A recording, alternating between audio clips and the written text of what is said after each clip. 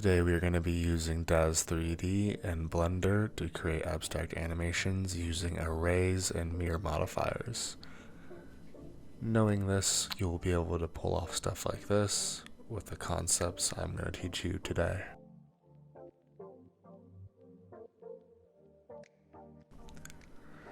For the first part, we're going to be using DAZ 3D. You're going to download DAZ Central, that way you can get the factory content, and you can also get the bridge to dump to Blender. I will provide the link to everything in the description below. Blender has a default plugin for DAZ to Blender. You just have to go to Edit Preferences and then enable it the same way you would enable and download any other plugin in Blender. Starting in DAZ, we're going to open up the Smart Control, go to Figures, and we're going to use the 8.1 Genesis Female. Once you load that in over here on the right side, I'm going to click on Scene just to open it up so we can see it over here. This is the base pose that it starts in if you're using the factory content, which you can download through DAZ Central. And then what we're going to do is we're going to go to the front view, and down here in the animate timeline, we're going to extend it out to like 15 for now. I don't know if we're going to use the whole time, but this was basically you setting the end time on what your animation can do. And this right here is where you are in your animation. So for right now, we have all the way at the front a keyframe set as this pose. We're going to change it just to a different starter pose, just so it looks a little bit nicer in the beginning of the animation. How I'm doing this is I'm using the rotate tool up here.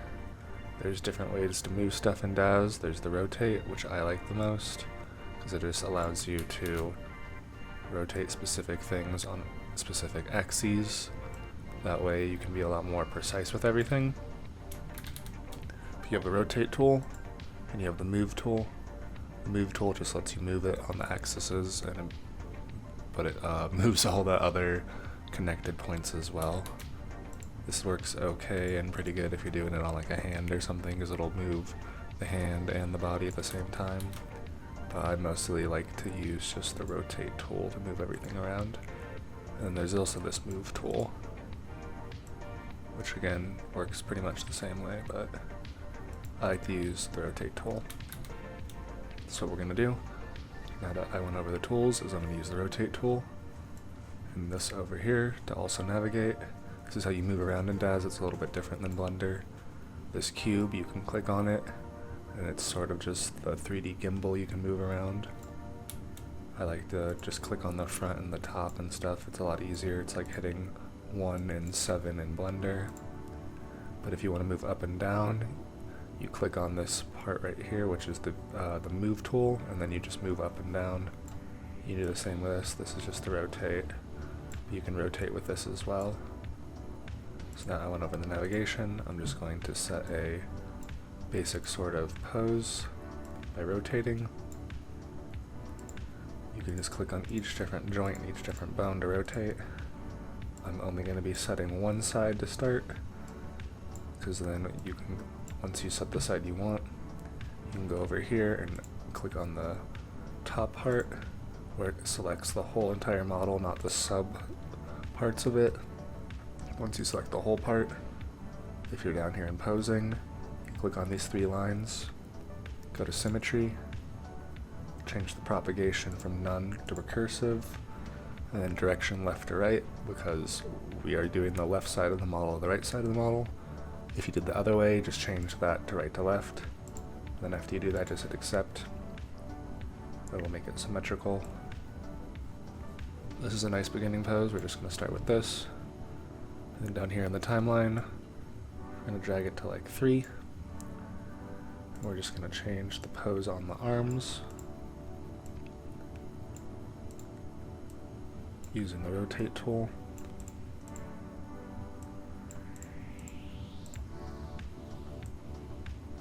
Until we get a pose that we like. I'm going to do both arms separately, because when I import it into Blender, I'm going to be mirroring it over the body, so we're going to get 2 different sets of arms, so we want them to be posed at different levels and just like look different, and it'll work a lot better.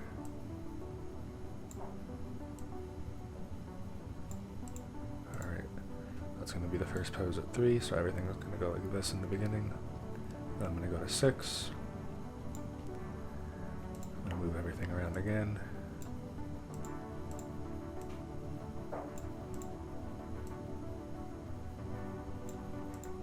You don't really have to be very precise with this unless you have a specific sort of movement idea in mind. But most of the time when I go into this, I don't have really a specific design in mind or a specific way I want the stuff to move. I just do it and it looks good at the end. So now that we have that pose set, it moves from this to this. And then we're going to go to 9, do the same sort of thing again, give it a different pose.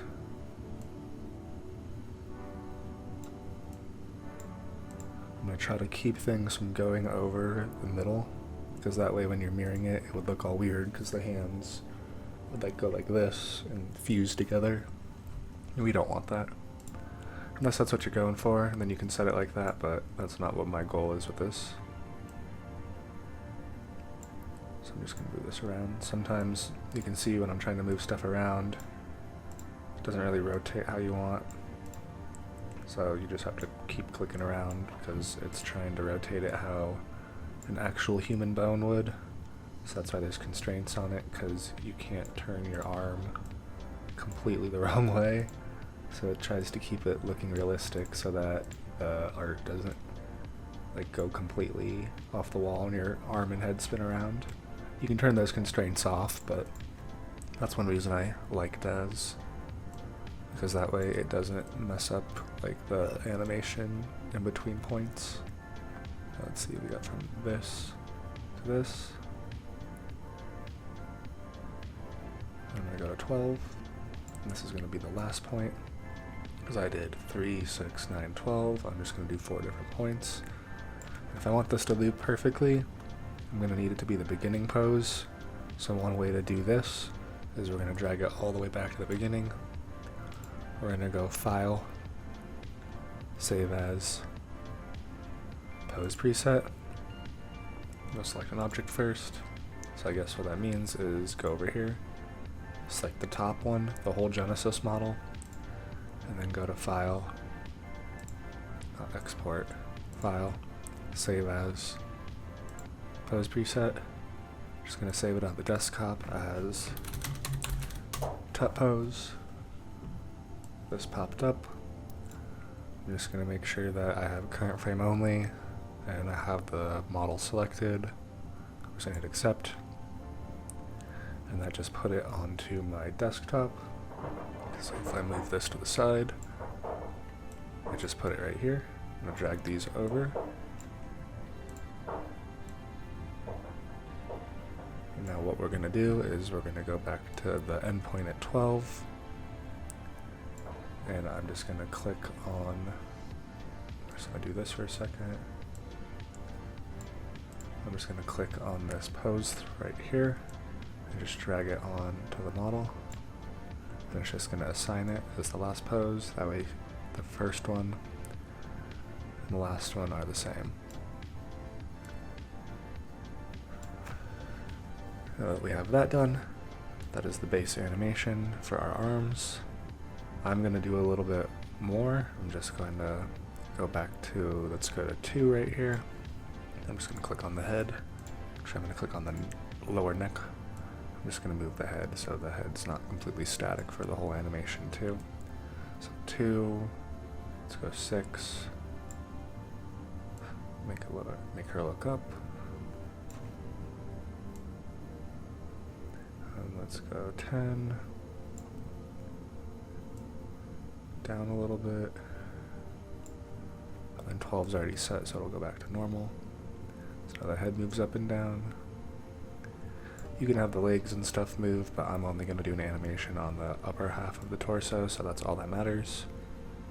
So now that we have this set, what you're going to do is with the plugin and the Blender add-on I provided and you already downloaded and put on there. You're going to go File, Send to, Daz to Blender. This is going to open up. What you're going to want to do is this, where it says Asset Type right here, make sure you change it from Skeletal Mesh to Animation. And then we're just going to hit Accept. It's going to run through this dialog. This might take a little bit depending on your computer.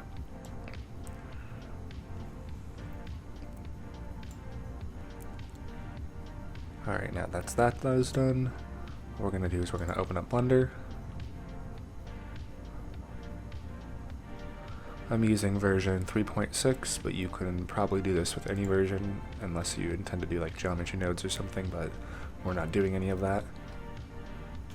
We're just going to delete everything, and we're going to go into your plugins, find where you have your Daz to Blender. Mine's right here. I'm going to put import new Genesis figure, and then this part is going to take a long time because it's an animation. I have a pretty decent computer with a 3090 in it, and it still is going to take a while, so be prepared to wait a minute to 5 minutes. I'm just going to fast forward to this part. I'll pop up a timer at the end of how long it takes for it to actually do it.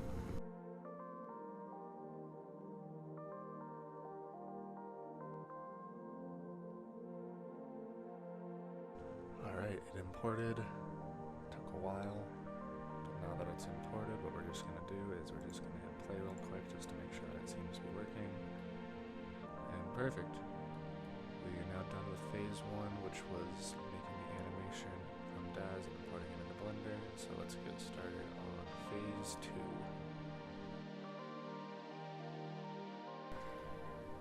We're going to start by minimizing some stuff over here where this one says Daz hide. You can actually hide it, surprisingly. We're just going to minimize this, and then we're just going to go through and we're going to delete everything except just the person. Now that we got the person, I'm going to take my camera. I have a camera, you can see it's not place centered. I want it to be place centered. So I'm just going to quickly go over here and just mess with the location. Make sure I'm on the camera. The location is 0, and then just mess with the rotations. That way we can get something that's facing right directly center. And we're just going to move it in a little bit. We're going to change it from a square to 1920 by 1080. So it's more the rectangular shape. I'm just going to pull out the focal length a little bit too, just so we can get it more centered. If you look, we have the person nice and centered.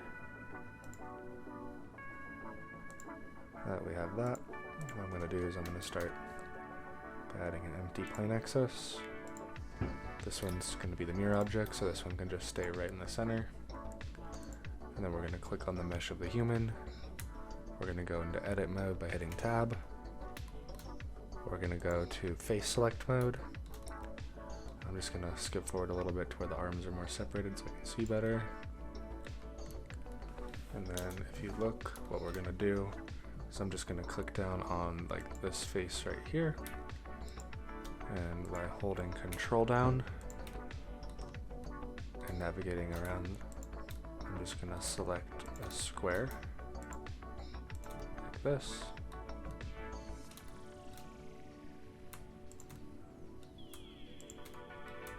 Hold Control every time you click, and now that we have that, I'm going to go up here and I'm going to, actually you can just you hit P to separate it, and then hit Selection.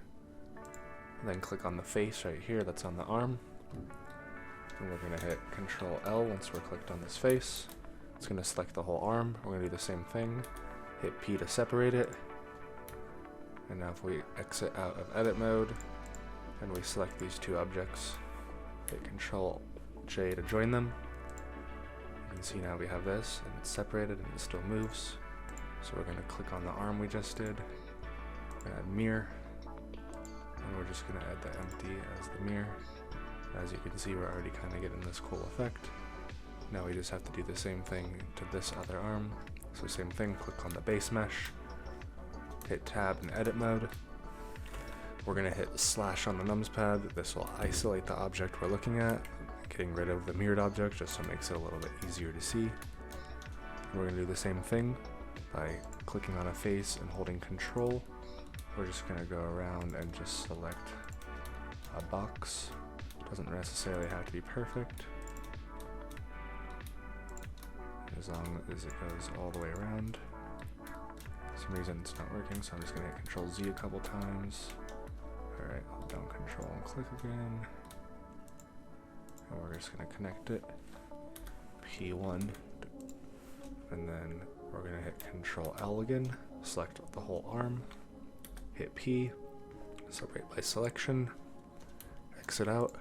Click on the two objects. Control J to join them. And then we're going to also apply a mirror to these ones again. Mirror. Mirror object. Empty. And then if we hit slash on the numpad again to exit out, you can see we're already getting this effect, which is pretty interesting. But how we are going to achieve the really cool effect is by adding an array modifier.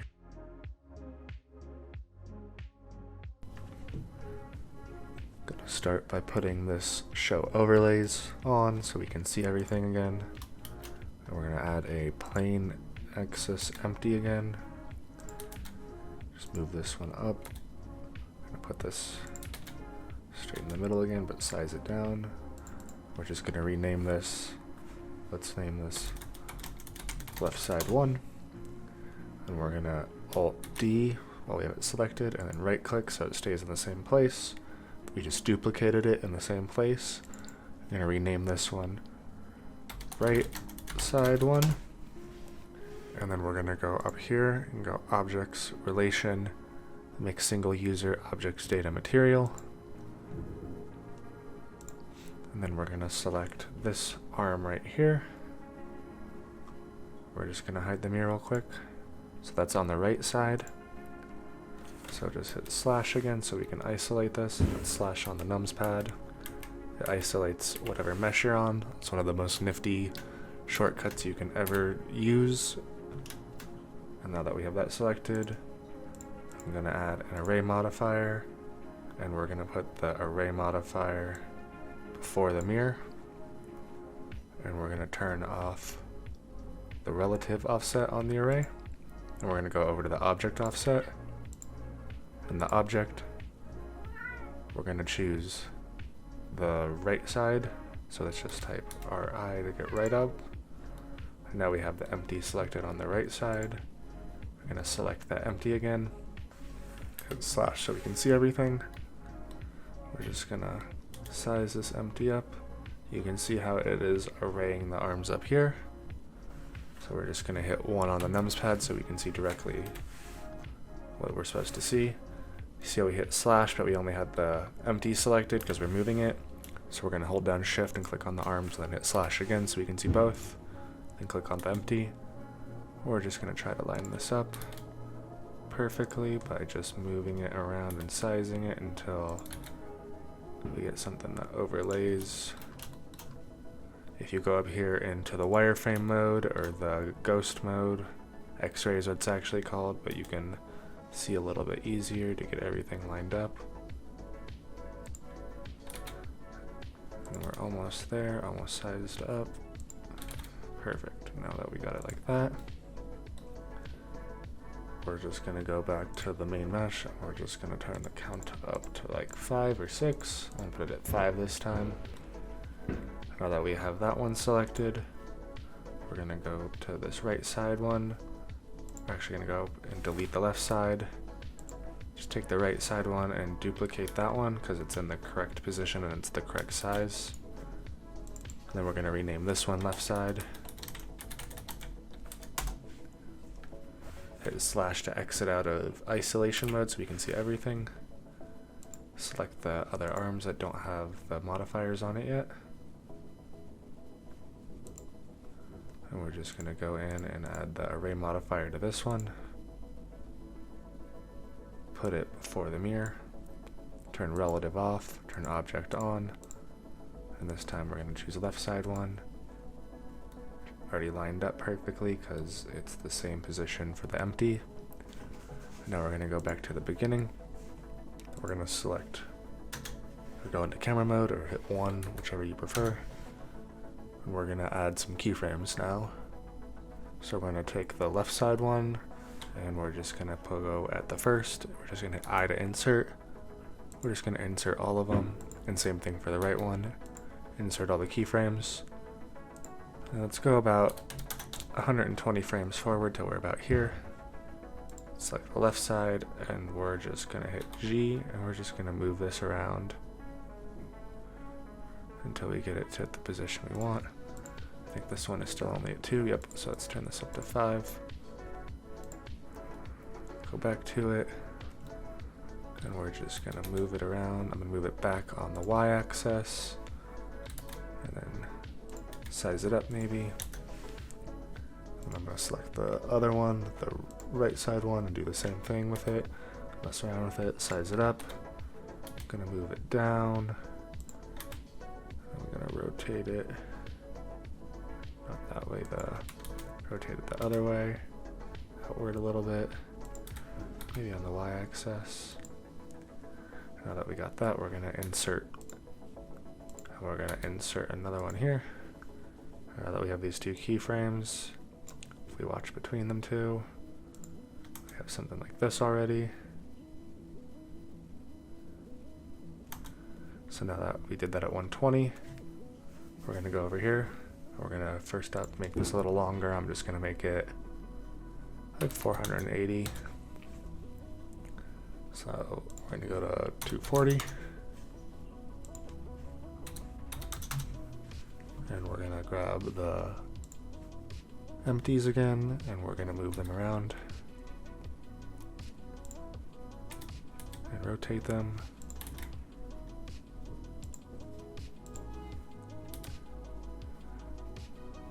This is up to you to make it look however you want.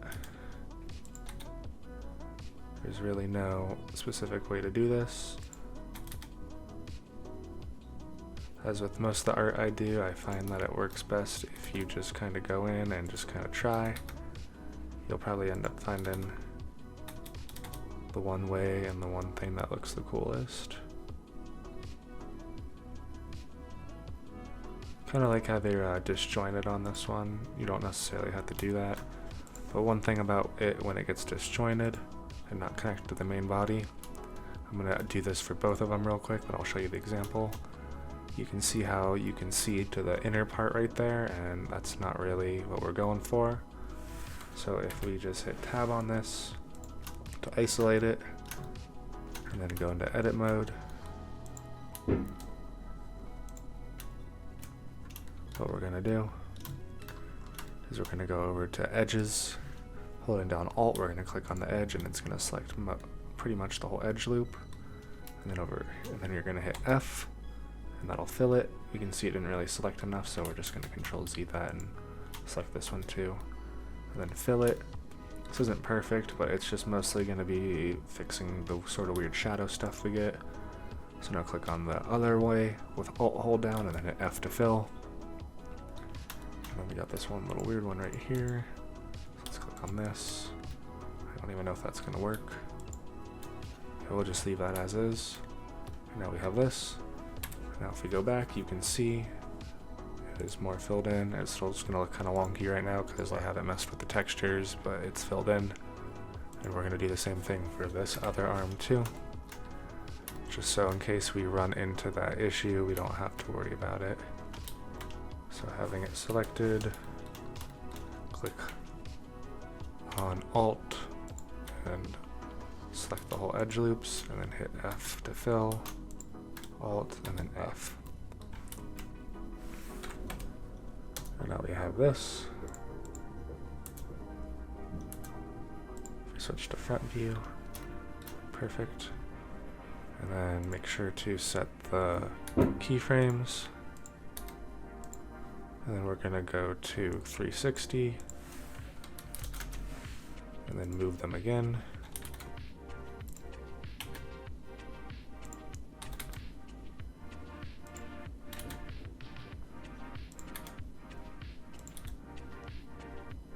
until you get something you like.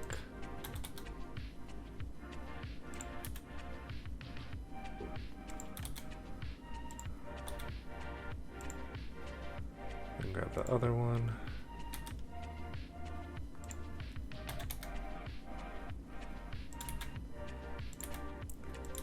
Move it around.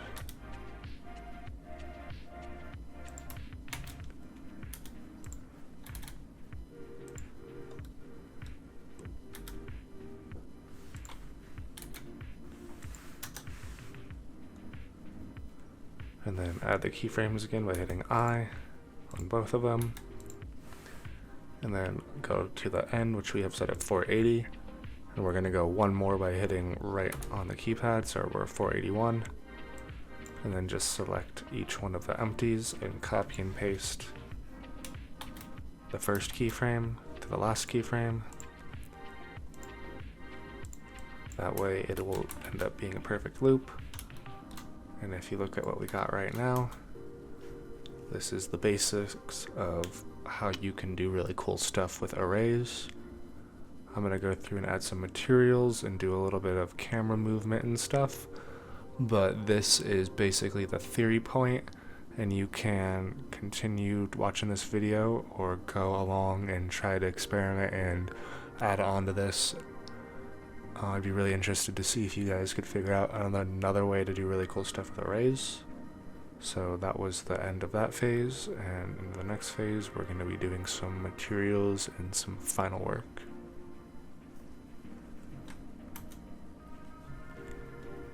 To get started, we're going to click on any of the objects that we separated. When you do the DAS to Blender, it puts a subdivision surface on it right here, but it turns it off.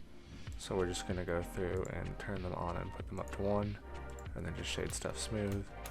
That way this just looks a little better. You can turn it up past 1 if you want, but I'm just going to leave that on 1. I'm going to turn the render down to 2 actually. I'm just going to do it on these ones too. Go to the subdivision surface, and then just turn it up to like 2. Shade smooth. On the main body, we're going to do the same thing.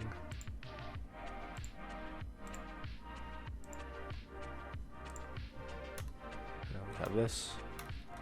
And we're just going to do a little bit of simple material work on this. Nothing too crazy because this tutorial's already dragged on pretty long. I'm going to go more in depth in the future and separate stuff about specific materials and like how I just theorize and think about composition, lighting, and material in general. This was more just a general overview of how you can go crazy with arrays, but let's do just a simple sort of material and lighting setup so we can get something looking nice. I'm going to click on the first object. I'm just going to delete every single material on there. I'm going to do it on all of them. If you separate a lot of stuff, I recommend doing this first, that way you don't have to do it on a lot of objects. We only have 3 on this, so it's not really too big of a deal. So now that we did that, if we switch over to rendered view, you can see that everything is just pure white. I'm just going to click on the body, and we're just going to add a new material. Let's see how it looks with subdivision surface on it. Looks cool, but you can see there's some gap and some sort of weirdness right here. I don't really like that. So instead we're just going to do a glossy. I'm just going to turn this down so it's pretty reflective. And then I'm going to add a plane and just size it up 9. And I'm going to rotate it on the x-axis 90 degrees and just move it back so we have a backdrop behind everything. I'm just going to make it black and see how that looks. And then I'm just going to turn the roughness all the way up and the metallic all the way up so it turns to solid black. And I'm just going to duplicate this material that is on this main one real quick by clicking on these objects, holding shift, clicking on this, and making this object the last one. And then if you hit Control L, that's how you transfer a link. I'm just going to link the materials. So you can see we just sort of got a really simple sort of chrome material. Now it's connected to all of them, so if we adjust just this, it adjusts all of them. I'm going to make it not super shiny, probably about there. And then I'm going to go into the shading over here, switch to world, object mode. Let me demo down here. We're going to switch to world. We're going to plug this in. And we're just going to open up an HDRI. I have some packs that I need to find real quick that are under my assets. I'll just cut to that part real quick.